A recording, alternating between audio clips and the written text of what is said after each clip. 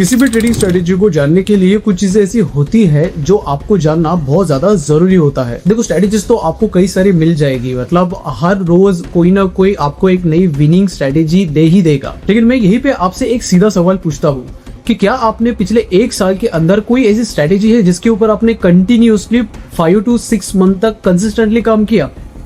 मैं लिख कर देता हूँ कि ऐसी कोई स्ट्रेटेजी नहीं होगी जिसके ऊपर आपने कंसिस्टेंटली 6 महीने तक या कम से कम 5 महीने तक काम किया होगा। आपने पिछले एक साल के अंदर ही कई सारे इंडिकेटर्स को बदल दिया है, कई सारे सेटअप्स को बदल दिया है, और ये सब कुछ करने के बावजूद भी आप अभी भी लॉसेस में हो या फिर अभी भी आपको प्रॉफिट नहीं बन पा रहा है जैसा आपने प्रॉफिट सोचा है। अब अगर आपकी उन स्ट्रेटेजीज में से कोई ऐसी स्ट्रेटेजी होगी जो कम से कम आपको 50 या फिर 45% का भी विन रेट दे रही होंगी 1:2 रिवॉर्ड के साथ में, तो भाई मेरी बात लिख कर ले लो, वो एक लौती सी स्ट्रेटेजी थी जो आपको लॉन्ग टर्म में प्रॉफिटेबल बना सकती थी। प्रॉब्लम उस स्ट्रेटेजी में नहीं है जिसे आप बेकार समझकर छोड़ देते हो। प्रॉब्लम इस बात में है कि आपको अभी तक किसी ने ये सिखाया ही नहीं है कि किसी भी स्ट्रेटेजी को किस तरह से मास्टर करना चाहिए ताकि वो लॉन्ग टर्म में आपको पैसा बना कर दे। तो आज हम इस वीडियो के अंदर यही सारी चीजें सीखने वाले हैं कि किसी भी स्ट्रेटेजी को मास्टर किस तरह से किया जाता है विथ ऑल टेक्निकल पैरामीटर्स के साथ में। अगर आपको मार्केट के अंदर कंसिस्टेंटली सस्टेन करना है तो आपको किसी भी स्ट्रेटेजी के ऊपर ये 3 मास्टर प्रोटोकॉल्स लगाने होंगे। पैरामीटर नंबर 1,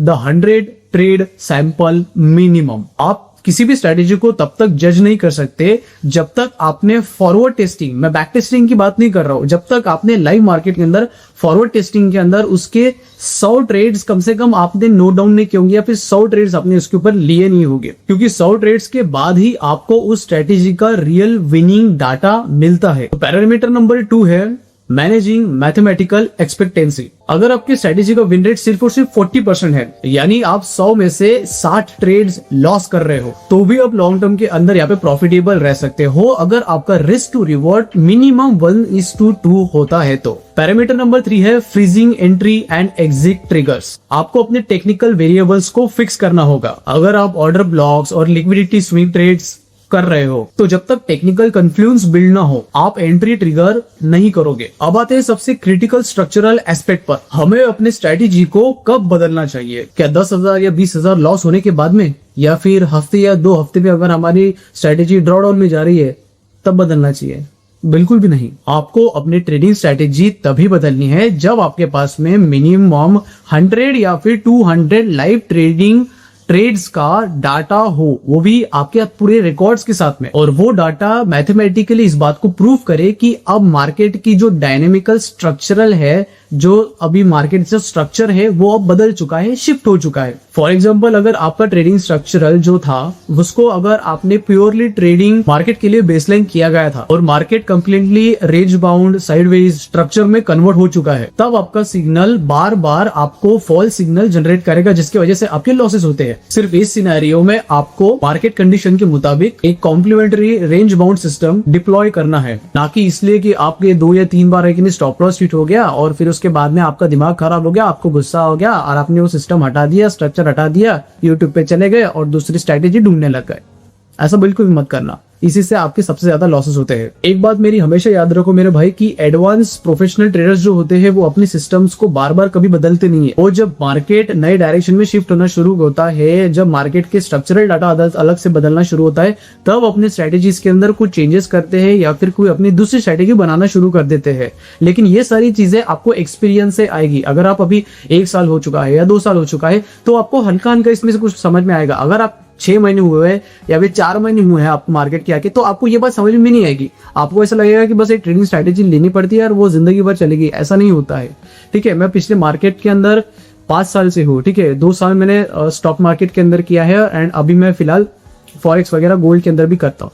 तो बात यहाँ पे ये है कि पूरी तरीके से आपके एक्सपीरियंस के ऊपर आती है। आप मार्केट को तब समझ में आएगा आपको जब आप उसको ज्यादा से ज्यादा टाइम दोगे। तो अगर आप आज 1 घंटा दे रहे हो तो उसको आप कम से कम 10 घंटा देने शुरू करो। मैं आपको डायरेक्टली बोल रहा हूँ 10 घंटा देने शुरू करो। मैंने जब मेरा शुरुआती वक्त था तो मेरे शुरुआती वक्त के अंदर मैंने रात और दिन मार्केट को दिए हैं और ट्रस्ट मी मुझे इसके अंदर कोई बोरियत फील नहीं होती है। मुझे बिल्कुल बोरियत फील नहीं होती। अगर आप मुझे कोई और काम दोगे तो मैं 1 घंटा भी कर नहीं पाऊंगा, लेकिन ये काम मैं रात और दिन बैठ के कर सकता हूँ बिकॉज ये मेरा फेवरेट काम है। ठीक है, ये मेरी सिर्फ हॉबी नहीं है, इसके अंदर मुझे मजा आता है, ट्रेडिंग करने में मुझे मजा आता है। तो अगर आपको मजा नहीं आता है, अगर आप सिर्फ पैसे कमाने के लिए आए हो, तो भाई ट्रेडिंग छोड़ दो, आपके लिए नहीं है ट्रेडिंग। क्योंकि आप इसके अंदर सिर्फ पैसा बनाओगे नहीं, पैसा गवाओगे। जितना ज्यादा पैसा आप लेके आओगे उतना ही ज्यादा आप गवाओगे। तो इसीलिए सबसे मेन चीज मैं आपको बता रहा हूं कि अगर आप पैसा कमाने के लिए आ रहे हो, इन द एंड हम सभी लोग पैसा कमाने के लिए आते हैं, लेकिन बात यह है कि आपको बोर नहीं होना चाहिए। जैसे मैंने बताया आपको कि आपको 10 घंटे आपको कम से कम मार्केट को देने पड़ेंगे। अगर आप मार्केट को 10 घंटे देने के लिए तैयार हो तो ही मार्केट के अंदर आइए। और अगर आप ऑलरेडी 2 या 3 साल से मार्केट के अंदर ट्रेड कर रहे हो तो भाई देन यू आर गुड, है ना। आपको ये सारी चीजें जो मैंने अब इस वीडियो के अंदर आपको बताई है, ये सारी चीजें आप अपने स्ट्रेटेजी के अंदर अप्लाई करिए एंड आप खुद इसके रिजल्ट्स देखोगे कि आपने एक स्ट्रेटेजी को बस 4 महीने तक फॉलो किया था एंड आप ऑलरेडी उसके अंदर प्रॉफिटेबल हो। आपको समझ में आ जाएगा कि वो स्ट्रेटेजी कब फेल होने वाली है, ठीक है। तो मिलते हैं अपन किसी नई वीडियो के अंदर। आई होप आपको ये वीडियो थोड़ा नॉलेजेबल लगा होगा। और देखो, मैं पूरी कोशिश करता हूँ कि आपको डायरेक्ट नॉलेज देने की कोशिश करूँ, इधर उधर की बातें ना करूँ। मैंने ये किया, मैंने फलाना किया, ढमका किया, मैं ये बिल्कुल बातें नहीं करता जिससे आपको, ठीक है। चैनल को बिल्कुल सब्सक्राइब करना मेरे भाई। अगर आप सब्सक्राइब करोगे तो वो मोटिवेशन मिलेगा। मोटिवेशन ऐसे कि मुझे पता चलेगा कि भाई आपको कंटेंट पसंद आ रहा है ना। आपको अगर कंटेंट पसंद ही नहीं आ रहा है तो आप सब्सक्राइब नहीं करोगे तो मुझे लगेगा कि भाई हाँ, मेरा कंटेंट लोगों को पसंद ही नहीं आ रहा, तो मैं वीडियो खामखा क्यों बनाऊं, क्यों अपना वक्त जाया करूं, है ना। नेक्स्ट वीडियो के अंदर स्ट्रैटेजी बताने वाला हूं, मैंने कैसे स्ट्रैटेजी को मास्टर कैसे करना, ये तो मैंने आपको अभी बता दिया है। लेकिन स्ट्रैटेजी क्या रहने वाली है, अगली स्ट्रैटेजी, वो स्ट्रैटेजी इतनी जबरदस्त रहने वाली है मेरे भाई कि आप सोच भी नहीं सकते। शाम को सिर्फ 7 बजे आपको बैठना है, 9 बजे तक सिर्फ 2 घंटे आपको बैठना है एंड दैट्स इट। मिलते हैं अपन नेक्स्ट वीडियो के अंदर।